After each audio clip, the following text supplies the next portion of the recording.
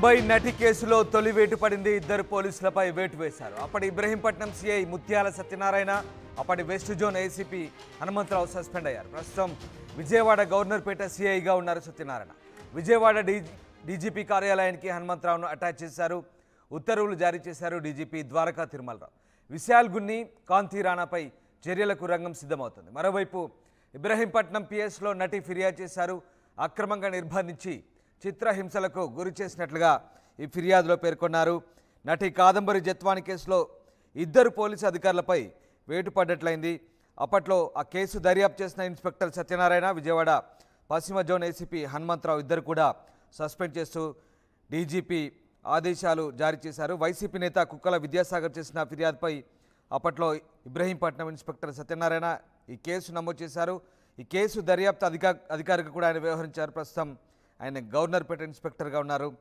నెల రోజులుగా కాదంబరి జత్వాని వ్యవహారం సాగుతున్న సంగతి తెలిసిందే. ఇక ముంబై నుంచి విజయవాడకు వచ్చిన కాదంబరితో పాటు ఆమె తండ్రి నరేంద్ర కుమార్, తల్లి ఆశా జత్వాని నుంచి పోలీసులు వాంగ్మూలం కూడా తీసుకున్నారు. విచారణ చేయడానికి ప్రత్యేక అధికారిగా క్రైమ్స్ ఏసీపీ శ్రవంతి రాయ్ను కూడా నియమించారు.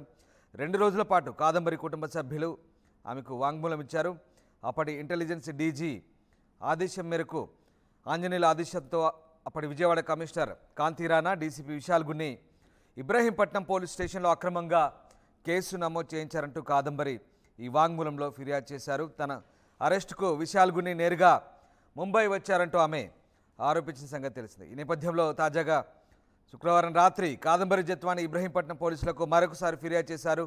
తనపై అక్రమ కేసు నమోదు చేయించిన వైసీపీ నేత కుక్కల విద్యాసాగర్, సహకరించిన ఐపీఎస్ అధికారులపై కేసు నమోదు చేయాలంటూ ఆమె ఫిర్యాదు చేశారు.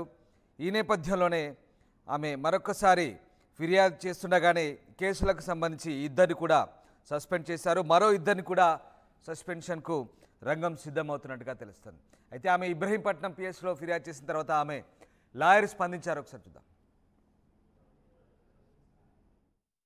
కేసుకు సంబంధించి ఈరోజు ప్రొసీజర్ ప్రకారంగా ఎస్హెచ్ఓ గారికి కంప్లైంట్ ఇవ్వాలి కాబట్టి ఎస్హెచ్ఓ గారికి కంప్లైంట్ ఇచ్చాం. సో వాళ్ళు ఇన్వెస్టిగేట్ చేస్తా ఉన్నారు. లీగల్ ఒపీనియన్ తీసుకోవాలి. లీగల్ ఒపీనియన్ తీసుకొని అకార్డింగ్లీ ఎఫ్ఐఆర్ రిజిస్టర్ చేస్తా ఉన్నారు. ఎఫ్ఐఆర్ రిజిస్టర్ చేసి పోలీసు వారు ఇన్వెస్టిగేషన్ చేస్తారు.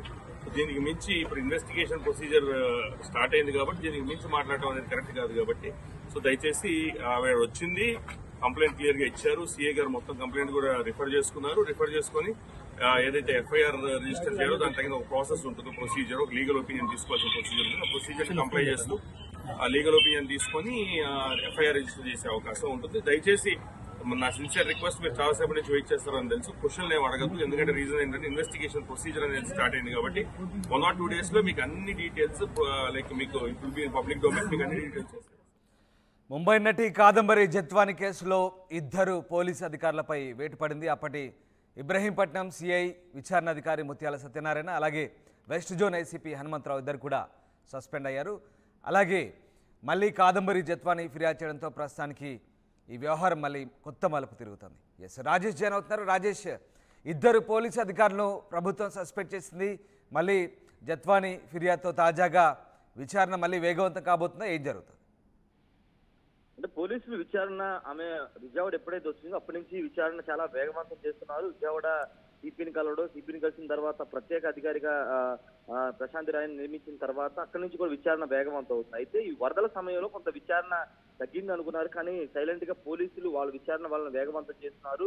ఆ విచారణలో భాగంగానే ఇప్పుడు ఏసీపీ హనుమంతరావు గారిని, ముత్యాల సత్యనారాయణ గారి వేటు అనేది ఆ విచారణ తర్వాత వీళ్ళిద్దరి మీద మొదటి వేటు పడింది. ప్రస్తుతం ఈ ఘటన అంటే కాదంబరి జత్వానిని విజయవాడ తీసుకొచ్చిన కేసు అప్పుడు కీలకంగా వీళ్ళిద్దరూ పనిచేశారు. అప్పుడు ఈస్ట్ జోన్ ఏసీపీగా హనుమంతరావు ఉన్నారు. అదేవిధంగా ఇబ్రహీంపట్నం సిఐగా ముత్యాల సత్యనారాయణ ఉన్నారు. వీళ్ళిద్దరూ కీలక పాత్రదారులుగా భావించి వీళ్ళిద్దరి మీద ప్రస్తుతం మొదటి వేటు అయితే డీజీపీ ద్వారకా తిరుమలరావు వేశారు. ప్రస్తుతం కాదంబరి జత్వాని విజయవాడ సిపి కార్యాలయం కంప్లీట్ చేయడంతో పాటుగా రాత్రి మరోసారి ఇబ్రహీంపట్నం, అంటే ఆ ఘటన జరిగింది, ఆ కేసు అంతా మలుపులు తిరిగింది అక్కడి నుంచి. ఇబ్రహీంపట్నం పోలీస్ స్టేషన్ లో కుక్కల విద్యాసాగర్ అక్కడే ఫిర్యాదు చేశారు. అక్కడ ఫిర్యాదు చేయడంతో ఆ కేసుని తీసుకుని ఇటు అప్పుడు డీసీపీ పనిచేసినటువంటి విశాల్ గున్ని కానీ సత్యనారాయణ గాని వీళ్ళంతా కూడా అక్కడ ముంబై వెళ్లి బలవంతంగా తీసుకురావడం, ఇబ్రహీంపట్నంలో ఒక గెస్ట్ హౌస్ లో పెట్టి బలవంతంగా ఆమె మీద దాడి చేశారని ఆరోపణలు కూడా చేస్తున్నారు. కాబట్టి ఇదంతా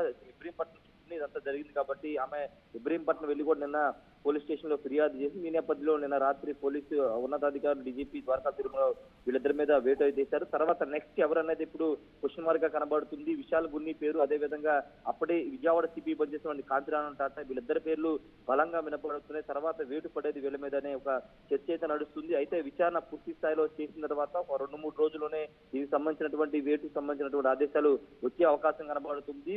కీలక పాత్రధారి అంటే బ్యాక్గ్రౌండ్ లో నడిపించింది కాంతిరాణ టాటా, అప్పుడు సిపిగా పనిచేసిన కాంతిరాణ టాటా స్వయంగా ముంబై వెళ్ళినటువంటి డీసీపీ విశాల్ గున్ని, అప్పుడు డీసీపీ పనిచేసిన విశాల్ గున్ని వీళ్ళిద్దరు కీలక పాత్రధారులు ఉన్నారు. వాళ్ళ కింద ఇప్పుడు హనుమంతరావు గారిని సత్యనారాయణ వాళ్ళు చెప్తే వీళ్ళంతా కూడా చేశారు. అయినప్పటికీ విధులు ఈ కేసులో కీలకంగా వ్యవహరించారు కాబట్టి వాళ్ళ మీద కూడా వేటు పడిందని చెప్పాలి. మరికొంతమంది అధికారులు ఉండే అవకాశం నచ్చింది. వీళ్ళందరికీ హెడ్ గా పనిచేసినటువంటి అప్పటి ఇంటెలిజెన్స్ డీజీగా పనిచేసినటువంటి సీతారామన్ పైన కూడా వేటు పడే అవకాశం కనబడింది. ప్రస్తుతానికైతే ఇద్దరి మీద అయితే వేటు పడింది. మరో ఇద్దరికి వేటుకి రంగం సిద్ధం చేస్తున్నారు. పూర్తిస్థాయి విచారణ చేసిన తర్వాత పక్క ఆధారాలతోనే వాళ్ళ సస్పెన్షన్ వేటు పడే అవకాశం కనబడుతుంది. కాదంబరి జత్వాని విజయవాడలో ఉంటూ పూర్తి స్థాయిలో విచారణకు సహకరిస్తూ మొత్తం ఆధారాలన్నీ కూడా పోలీసులకి ఇస్తున్నారు. కుటుంబ సభ్యులు కూడా విజయవాడలోనే ఉన్నారు. ఆమె విజయవాడలోనే స్పెండ్ చేసి కేసు విచారణకు సంబంధించినటువంటి పూర్తి సహాయక సహకారం అందిస్తున్నందుకు పోలీసులు చాలా వేగంగా విచారణ చేస్తూ ఉన్నారు. అయితే ఇక్కడ పొలిటీషియన్స్ పాత్ర అంటే కేవలం పోలీసుల వరకే పరిమితం అవుతారా? బ్యాక్గ్రౌండ్ లో పోలీసులకి డైరెక్షన్స్ ఇచ్చినటువంటి వైసీపీ నేతల వరకు కేసు వెళ్తుందా లేదనేది చూడాల్సిన అవసరం ఉంది. ఖచ్చితంగా ముందు పోలీసులు టార్గెట్ పోలీసులు ఎవరైతే ఈ కేసులో కీలకంగా పనిచేశారో వాళ్ళ మీద వేటు వేయడం, వాళ్ళ మీద చర్యలు తీసుకోవడం, తర్వాత రాజకీయంగా ఎవరు వీళ్ళని నడిపించింది వాళ్ళని కూడా బయటికి తీసుకొచ్చే ప్రయత్నం పోలీసులు చేసే అవకాశం. ఎందుకంటే అటు నారా లోకేష్ గారి ప్రభుత్వం కానీ ఈ కేసు మీద చాలా సీరియస్ ఉంది. ఎందుకంటే ముంబై నుంచి ఒక నటిని తీసుకొచ్చి ఈ విధంగా చిత్రహింసకు పెట్టి 14 రోజుల పాటు బంధించి ఈ విధంగా జైల్లో పెట్టి వేధింపులు చేయడం అనేది చాలా దారుణం అనేది అప్పటి పోలీసు. రాజేష్, ముఖ్యంగా ఈమె ఫిర్యాదులో 3 ఐపీఎస్లపై కాంతిరాణా అలాగే విశాల్ గున్ని, పిఎస్ఆర్ ఆంజనేయులపై ఫిర్యాదు చేసింది. ముఖ్యంగా విశాల్ గున్ని మాత్రం ముంబై వచ్చి మరి పారిశ్రామికవేత్త సజ్జన్ జిందాల్కు అనుకూలంగా తనపై కేసు బనాయించారంటే ఆమె చెప్తోంది. ఈ రకంగా నెక్స్ట్ టార్గెట్ ఈ 3 ఐపీఎస్లు అనుకోవచ్చా? సో వాళ్ళపై కూడా ఏమైనా చర్యలకు రంగం సిద్ధమవుతుందా? ఖచ్చితంగా ఉంటాయి. ఎందుకంటే డైరెక్ట్ గా మీడియా ముందు కూడా చెప్పింది. 3 పోలీస్ అధికారులు పేర్లు కూడా ఆమె చాలా స్పష్టంగా విశాల్ గున్ని పేరు చెప్పింది, కాంతిరాణ టాటా పేరు చెప్పింది, పిఎస్ఆర్ ఆంజనేయులు 3 పేర్లు చెప్పింది. కాబట్టి పోలీసులు పూర్తి స్థాయిలో విచారణ చేసిన తర్వాత వాళ్ళ మీద సస్పెన్షన్ వేటు వేసే అవకాశం కనబడుతుంది. ఇప్పటికే పిఎస్ఆర్ ఆంజనేయులు అదేవిధంగా విజయవాడ సిపి కాంతిరాణ టాటా వీళ్ళిద్దరు కూడా పోస్టింగ్ ఇవ్వలేదు. వీళ్ళిద్దరు కూడా డీజీపీ కార్యాలయం అటాచ్ చేశారు. వాళ్ళిద్దరికి ఎక్కడ కూడా పోస్టింగ్ లేదు. ఈ నేపథ్యంలో పోస్టింగ్ ఇవ్వకుండా వాళ్ళ మీద సస్పెన్షన్ వేటు పడే అవకాశం కనబడుతుంది. విశాల్ గున్ని మీద కూడా వేటు పడే అవకాశం ఎక్కువ శాతం కనబడుతుంది. అది విచారణ చేయాలి. ఎందుకంటే విచారణ చేయకోకుండా తూతుమంత్రంగా వేయడం అనేది కరెక్ట్ కాదు. కాబట్టి విచారణ చేసి పక్క ఆధారాలతోనే వీళ్ళ మీద సస్పెన్షన్ వేటు అనేది పడే అవకాశం ఉంది. రామదాస్ వీళ్ళ తర్వాత ఇంతకుముందు చెప్పుకున్నట్లు రాజకీయ నాయకులు ఎవరున్నారు బ్యాక్గ్రౌండ్ లో, వాళ్ళు నడిపించింది ఎవరు, వాళ్ళని కూడా బయటికి పోలీసులు తీసుకొచ్చే అవకాశం అయితే ఉంది.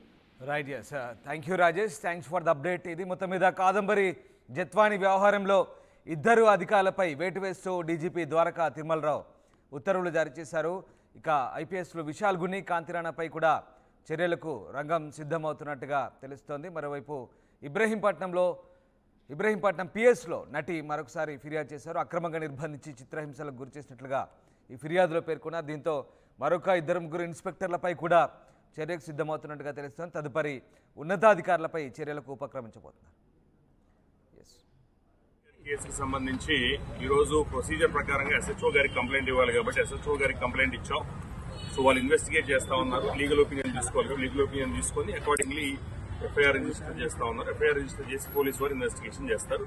దీనికి మించి ఇప్పుడు ఇన్వెస్టిగేషన్ ప్రొసీజర్ స్టార్ట్ అయింది కాబట్టి దీనికి మించి మాట్లాడటం అనేది కరెక్ట్ కాదు. కాబట్టి సో దయచేసి ఆవిడ వచ్చింది, కంప్లైంట్ క్లియర్ గా ఇచ్చారు. సీఏ గారు మొత్తం కంప్లైంట్ కూడా రిఫర్ చేసుకున్నారు. రిఫర్ చేసుకుని ఏదైతే ఎఫ్ఐఆర్ రిజిస్టర్ చేయాలో దాని తగిన ఒక ప్రాసెస్ ఉంటుంది, ప్రొసీజర్, ఒక లీగల్ ఒపీనియన్ తీసుకోవాల్సిన ప్రొసీజర్ ఉంటుంది. ఆ ప్రొసీజర్ కంప్లై చేస్తూ ఆ లీగల్ ఒపీనియన్ తీసుకొని ఎఫ్ఐఆర్ రిజిస్టర్ చేసే అవకాశం ఉంటుంది. దయచేసి నా సిన్సియర్ రిక్వెస్ట్, మీరు చాలాసేపు నుంచి వెయిట్ చేస్తారని తెలుసు, క్వశ్చన్లు ఏమి అడగద్దు. ఎందుకంటే రీజన్ ఏంటంటే ఇన్వెస్టిగేషన్ ప్రొసీజర్ అనేది స్టార్ట్ అయింది కాబట్టి 1 or 2 days లో మీకు అన్ని డీటెయిల్స్ లైక్ మీకు ఇప్పుడు పబ్లిక్ డొమైన్ మీకు అన్ని డీటెయిల్స్ చేస్తారు. So thank you.